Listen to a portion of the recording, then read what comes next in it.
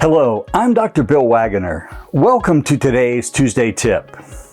There was a recent pilot study published in the May 2021 online journal, Recent Progress in Materials. It looked at the amount of tooth structure removal that was required for primary zirconia crown placement. Now, since the amount of tooth structure removed seems to be of concern to a lot of doctors that are just beginning to place zirconia crowns, I thought I'd share the results of this study with you.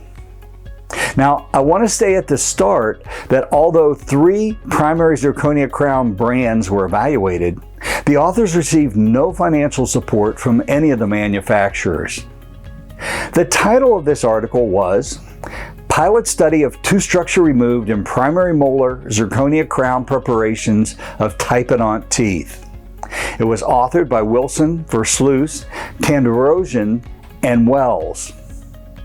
The aim of the study was to determine the mean and the maximum reduction depths in the mesiobuccal and the occlusal areas of primary molars that were prepared for 3 zirconia crown brands and 1 stainless steel crown.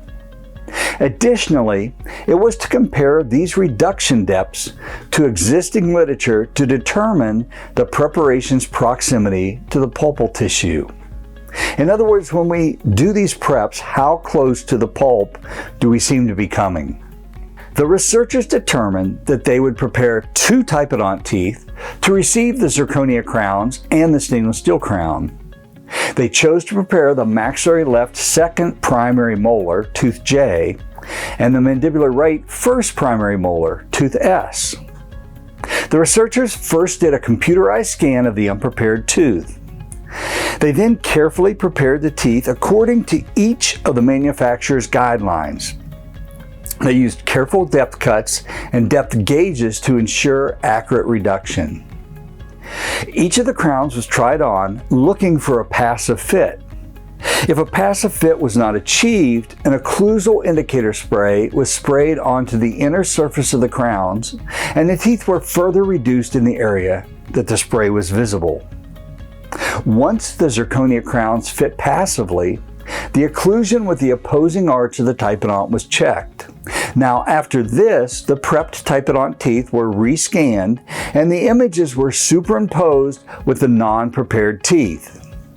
A computer program then analyzed the actual reduction necessary to create a passive fit by comparing these 2 images. The researchers were most interested in the mesiobuccal and the occlusal areas, and as it turns out, these were the areas with the greatest tooth loss, tooth removal.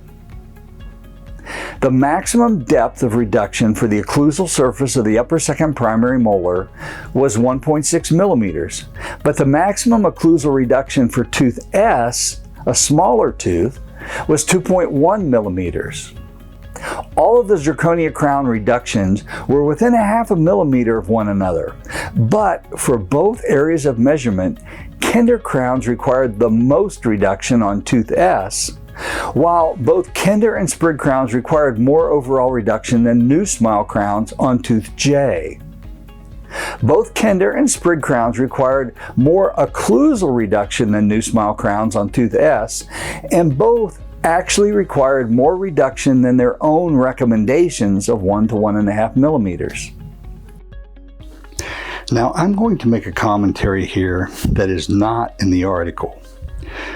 For the NuSmile crown preparation, it is recommended that the cusps be reduced by 1 to 1.5 millimeters following the cuspal inclines, and the central groove should be reduced by approximately 3/4 of a millimeter. This should give a fairly uniform reduction, though slightly less in the central groove area, but adequate for seating the zirconia crown. From my viewing technique videos on the Sprig and Kinder Crown websites, they seem to instruct that the occlusal reduction be done with a wheel diamond, just creating a flat occlusal surface.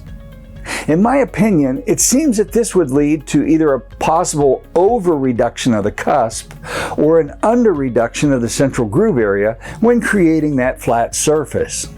Since the occlusal thickness of these zirconia crowns is around 0.8 millimeters, it seems that the central groove would have to be reduced by at least that much so that the crown didn't seat in hyperocclusion.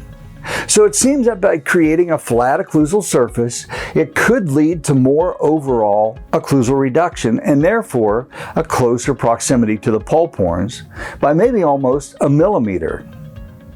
Again, that's my conjecture and it's not the author's. But now let's get back to the study. From previous literature, the authors deduced that on tooth J, there's an average of 4.8 millimeters of enamel and dentin from cusp tip to mesiobuccal pulp horn. On tooth S, it's 3.3 millimeters of thickness covering the pulp horn. From other previous literature, it's been reported that a 0.5 millimeter of dentin covering the pulp is needed to help mediate any inflammatory response.